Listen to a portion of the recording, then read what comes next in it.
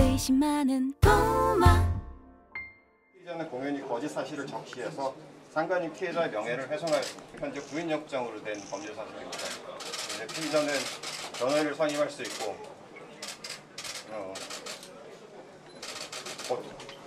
걸리시죠? 자, 영장 이상한 짓 봅시다. 하니까 걸리시죠? 네, 영장. 말이 안 되는 거 하니까 걸리시죠? 영장 좀 봅시다. 몇 주 전에 제 채널에서 박정훈 전 수사단장에 대해서 한번 다룬 적이 있었죠. 그때 이후로 그래도 최수근 상병 관련 사건이 좀 잘 해결되길 진심으로 바랬습니다. 그래야 최상병의 억울한 죽음에 대해서 진상도 규명되고 또 박대령의 억울함도 좀 풀릴 수 있잖아요.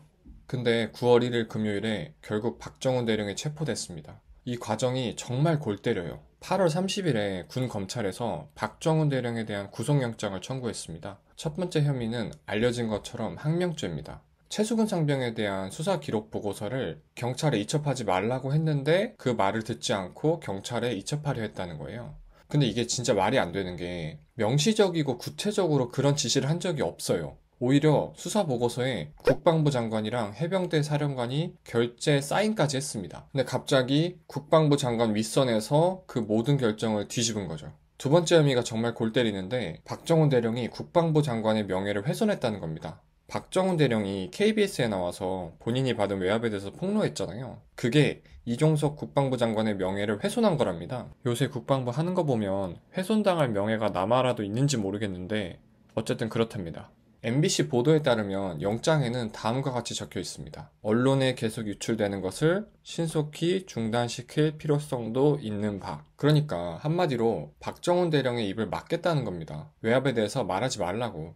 어쨌든 이런 상황 속에서 금요일에 영장실질심사가 열렸어요. 거기서 해병대 전우들도 함께 와서 박정훈 대령에게 힘을 실어줬습니다. 박정훈 대령이 영장실질심사를 받기 위해서 군사법원 정문으로 들어가려고 했거든요. 근데 법원 측에서 이걸 막았어요. 왜 막았냐? 군사법원 정문으로 들어가면 그 모습을 기자들이 찍을 수 있거든요. 근데 국방부 영내를 거쳐서 군사법원으로 들어가면은 일단 외부인 출입이 안 돼요. 변호인과 박정훈 대령 둘만 들어갈 수 있습니다. 국방부 입장에서는 박정훈 대령이 법원에 들어가는 모습을 국민들이 보지 못하도록 하려고 한 거죠. 박정훈 대령은 여기에 따를 수 없다고 이야기한 거고요. 2시간 정도의 대치 끝에 구인영장을 결국 집행했는데 수사관이 박정훈 대령한테 미란다 원칙을 고지하면서 말을 엄청 더듬잖아요. 피의자는 변호인을 선임할 수 있고 네, 영장. 말이 안 되는 거 하니까 걸리시죠? 수사관 본인도 아는 거예요. 이게 진짜 말이 안 되는 상황이라는 걸. 박정훈 대령 얼굴을 똑바로 못 쳐다보잖아요. 반면에 박정훈 대령은 캥기는 게 아무것도 없으니까 떳떳하게 정면을 쳐다보고 당당하게 임하잖아요.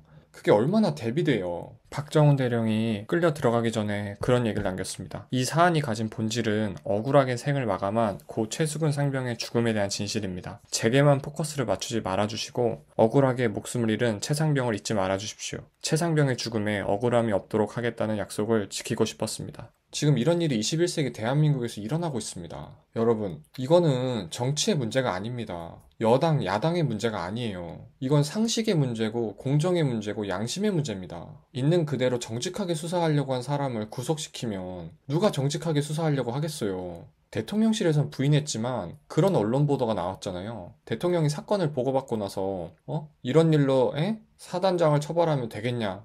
이러면서 엄청 격노했다고요. 엄정하고 철저하게 수사하라고 지시한 사람이 윤석열 대통령 본인이에요. 이게 뭐 유체이탈 합법도 아니고 앞뒤가 안 맞잖아요. 박정훈 대령은 윤석열 대통령의 이런 철저한 수사 지시를 그대로 따른 죄밖에 없어요. 저번 영상에서도 이야기했지만 다른 사람은 몰라도 윤석열 대통령은 이번 사건을 이런 식으로 처리하면 절대 안 됩니다. 윤석열 대통령도 예전에 국정원 댓글 수사하다가 좌천되고 또 조국 관련된 수사하다가 물도 먹고 소신대로 수사하다가 욕 많이 먹었잖아요. 그래서 소신대로 수사하고 정직하게 수사하다가 탄압받는 사람 마음 잘 알잖아요. 근데 정작 본인이 대통령이 됐을 때 정직하고 강직하게 수사한 사람을 이런 식으로 대한다고요? 이게 맞습니까?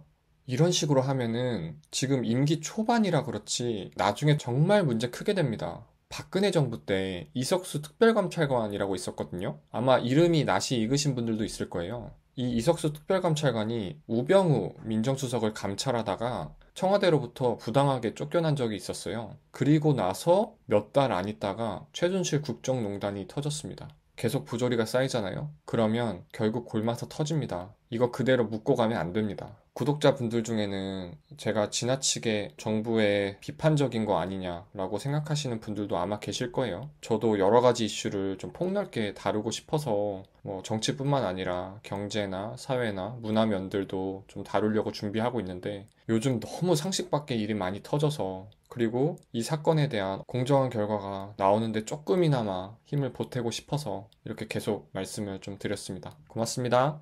의심 많은 도마